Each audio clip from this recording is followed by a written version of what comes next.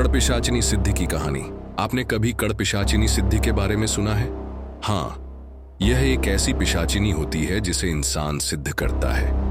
आजकल के जमाने में भी कई लोग इसे सिद्ध करते हैं। यदि आपने कड़पिशाचिनी को सिद्ध कर लिया तो आप एक ऐसे इंसान बन जाएंगे जिसके पास शक्तियां होंगी।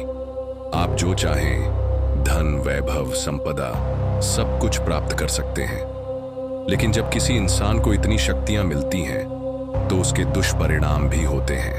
अगर आप दैवी शक्ति को सिद्ध करते हैं तो वह आपके लिए हितकारी होती है, लेकिन तामसिक शक्तियों जैसे कड़पिशाचिनी से आपकी जिंदगी बर्बाद हो सकती है। इसे कोई भी सिद्ध कर सकता है, लेकिन रिस्क होता है।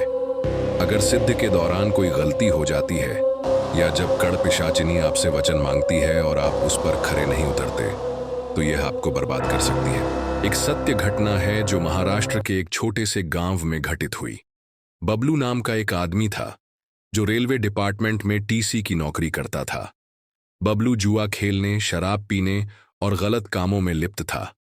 उसने अपने गांव के सभी लोगों से कर्ज ले लिया था और जब कर्ज चुकाने का दबाव बढ़ा तो वह गांव छोड़कर महाराष्ट्र आ गया।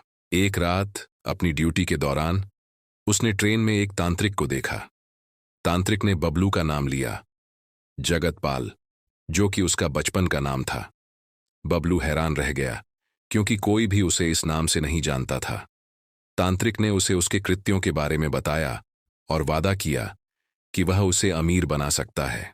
तांत्रिक ने बताया कि उसके पास कड़पिशाचिनी सिद्धि है।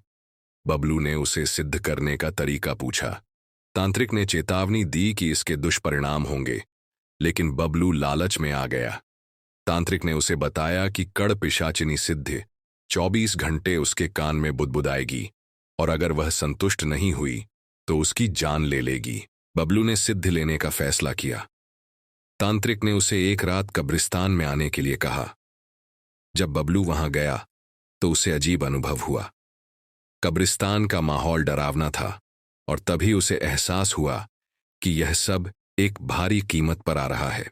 कहानी यहीं समाप्त होती है, लेकिन यह हमें यह सिखाती है कि शक्तियां प्राप्त करना आसान है, लेकिन उनके दुष्परिणामों को नजरअंदाज नहीं किया जाना चाहिए।